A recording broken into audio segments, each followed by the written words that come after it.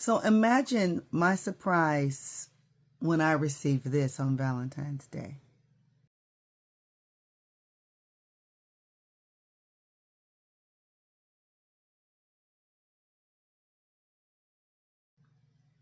That's the first thing I see when I look at my emails on Valentine's Day. That somehow the person who offed my firstborn during a violent, random display of mercilessness, this guy who was sentenced to 17 years, and let me just preface all this by saying, yes, I know he's not going to get the full 17 years, that he's going to only have to serve about 85% of that 17 years, but he got sentenced according to the judge, the district attorney, the defense attorney, the deal that was made. He was supposed to get 17 years. And here he is up for parole. Now, first let me share this. When we received a phone call on December 23rd, 2013, several months after the murder of my son, this great guy.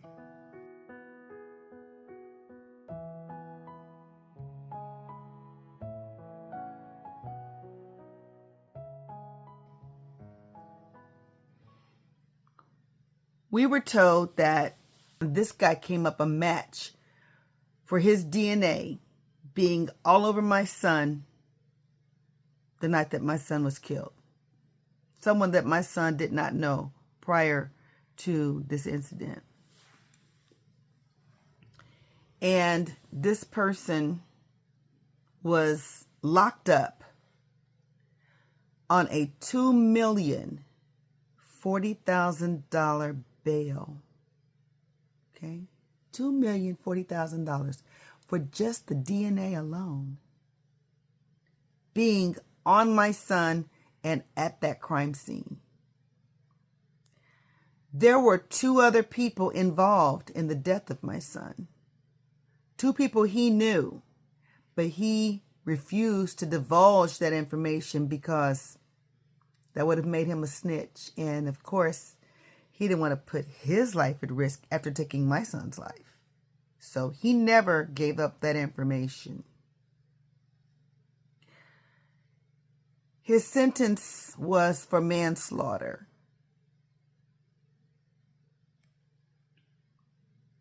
And I was asked by people, gosh, 17 years, how does that make you feel? Like, took your son's life and he only got 17 years? And my response was, vengeance is mine, saith Yahweh. That's not up to me. And also, I had to keep in mind that there are a lot of people whose family members are involved in these types of situations.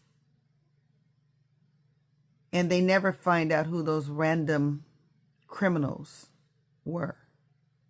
So I felt somewhat blessed that at least somebody was brought to justice. I don't run the courts. I just try to be law-abiding. I know that there's a whole system, and they felt because he already had felonies that he'll go to prison. We just want to get him locked up. We want to make this deal. And if we can just get him locked up, chances are if he's the criminal that, he appears to be, he'll probably get another felony and he'll get that 40 to life or 25 to life or whatever that is. The key was that he was not going to have to go to trial and risk getting off. That was the plan. And I want to say this too. A lot of times when something like this happens to our loved ones who are deceased or murdered, a lot of times we think that the judicial system is going after the criminals for us because we're the family members that were wronged. We are the family members who will no longer see that loved one. So we think that they're going after them for us. They're not. They're not. They don't tell you a lot of the information when they're doing an investigation because they want to make sure the case is ironclad. They want to make sure that nothing happens, nothing leaks out during the investigation that will hinder or jeopardize the case being followed through according to the justice system. So they're not really doing it for your family. They're doing it for the victim. Yes, you're a victim because you lost your loved one tragically. But the one who dies, the one who's murdered, the one who's injured or assaulted is the one who's the real victim. And that's who they're going after for the justice. That's who they're going to get the justice for. At least that's what we were told. So you don't really have any say-so. And even if the victim is alive, they don't have any say-so when it comes to the courts. But there is a system set up. And you just have to know that true justice is not these systems that have been set up by people. But true justice is the Creator himself. And that's why he says, vengeance is mine, saith Yahweh. Ain't no justice and no vengeance down here like that. This is just a symbol of it, right? When I get this letter, I'm saying to myself, how's this dude, after all of this, getting out? Let me back up a little bit more. On the day of the sentencing of this individual, we were given the opportunity as the family members of the deceased victim to read statements in court prior to the sentencing. Now, we knew that it wasn't going to affect the sentencing. Everything had already been determined, but they give the family a little courtesy, like, you know, you are connected to the victim, so we'll let you have something to say. After reading all of that and following the courtroom rules, which was no eye contact with the person who is the criminal that killed your loved one. No eye contact. Can't look them in the face and say these things to them. The judge thanked me for my adherence to the courtroom etiquette. That's how I was raised. That's what I knew in my conscience to do. Just follow what they told me to do so that I could have a moment to speak in behalf of our family. But let's take it back a little bit more. Let's take it back to the day of the preliminary hearing. Right after he was first caught, me and some other family members went to the preliminary hearing. We walked into the courtroom. We were looking for a place to sit, so we wanted to sit close. We were dressed business attire because we wanted to respect the court, right? We were just glad that this guy had been picked up and the possibility of picking up the other two was possible, right? So we get to the courtroom and we see some seats and we just go up to the front like, oh, there's some seats up front. Let's go. We went up to the front of the courtroom and we sat maybe the second or third row from the front. And we're sitting behind this family of folks. You know, there were other people in the courtroom, so we didn't think anything of it. But all of a sudden, this girl, she looked pretty hard. She turns around. She looks at us like this. And then she turns back around.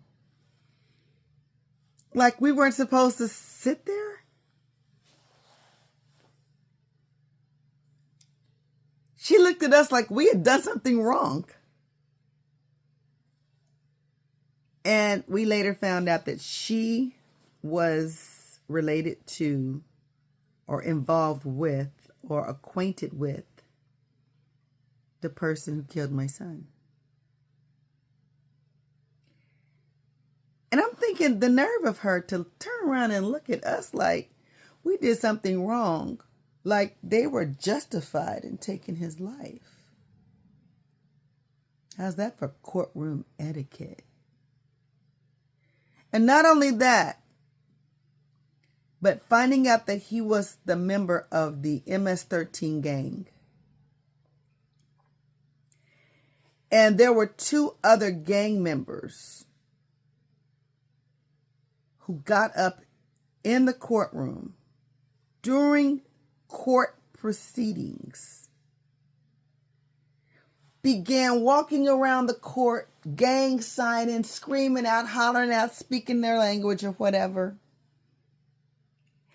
and had to eventually, about 5 to 8 minutes later, be escorted out by sheriffs in the courtroom. The courtroom etiquette was prisoners are going to be coming out from their cells and they're going to be placed behind that glass wall. There is to be no contact with them of any kind, verbal, nonverbal, and no eye contact. And yet here's his boys getting up in the middle of court, walking around, gang signing, hollering out, screaming out, just disrespecting the court etiquette. No respect for the law whatsoever. Of course they don't have any respect for the law. Here we are, respecting the courtroom etiquette on the day of the sentencing. We were told by the district attorney and the public defender that this guy was going to get those 17 years for his participation in my son's murder. And we had to walk away satisfied with that. Only to get this letter to find out, hey, wait, it hasn't been 17 years. He hasn't served 85% of the sentence. What is this? I got to write another letter, and my identity is not going to be hidden when I write this letter, right? And basically, this person is being given the opportunity for parole within the next few weeks if I don't write this letter. If I write this letter and the parole board determines that he can't get out, he won't get out within the next few weeks, but he will get out in February of 2026. No more hearings. He'll get out into the streets in February of 2026. What's even more disturbing, I found out that he participated in something called resentencing. Just go with me, because this is my understanding of what I was told when I marched into the district attorney's office the other day and asked them, what the hell is this stuff going on here? I thought this guy was going to get 17 years.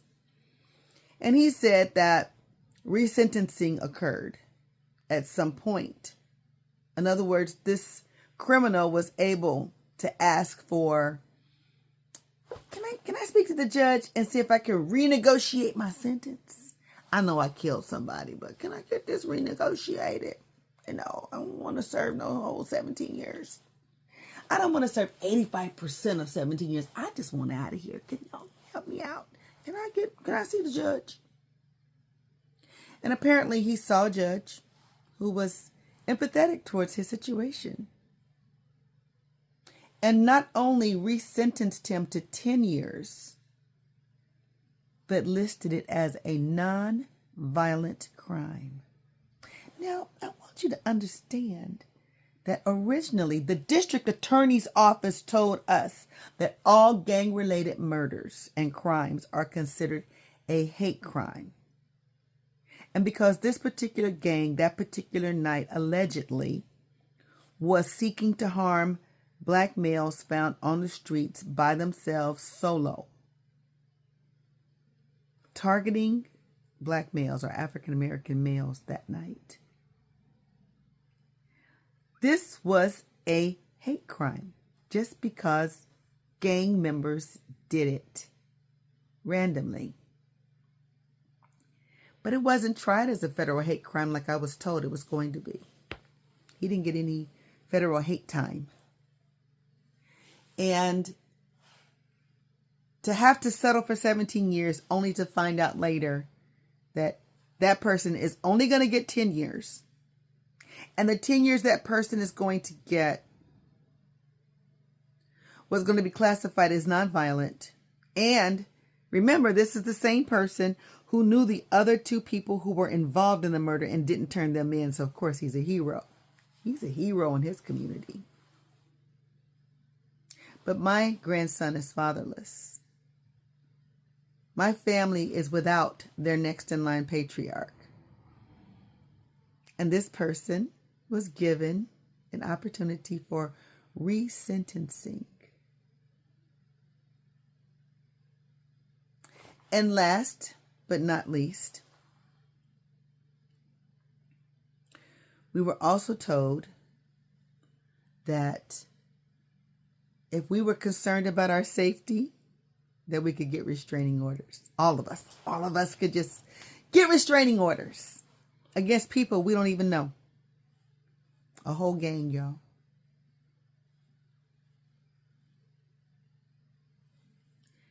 Am I afraid? No. Am I concerned?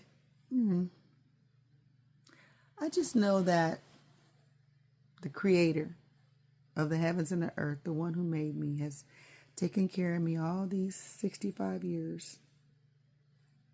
That it's going to be all right.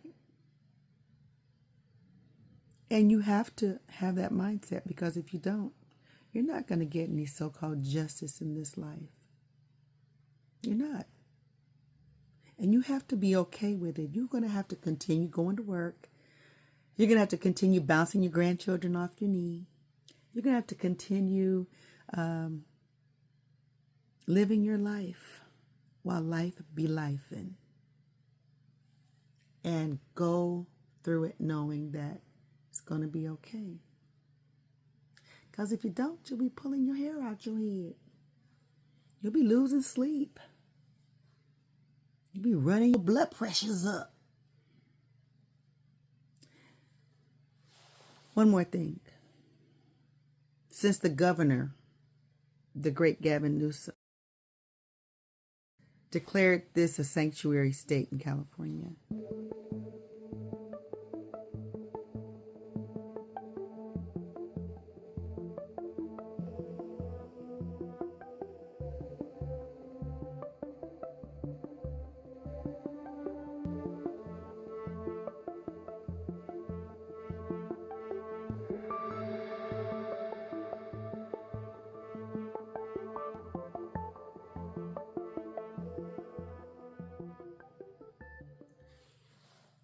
the law cannot go and pick this person up. Call ICE and say, hey, we got one, come and get him.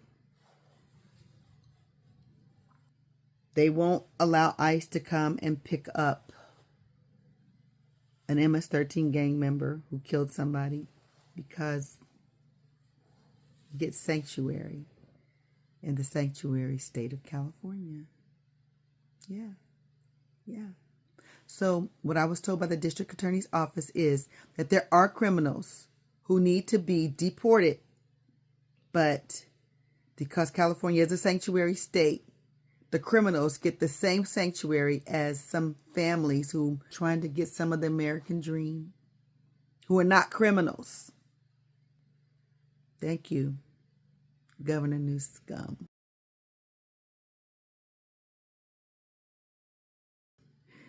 for protecting the criminals who have come here and shown no respect for the laws in this country and this state. And certainly, I would have gotten more time than that guy had I done the same crime. Just something to think about. If it weren't for grace, I don't know where I'd be. I will be writing the letter, and I will be submitting it today, and hopefully it will get the opportunity to be read before the parole board, before he's released, so that at least he can stay locked up for another year.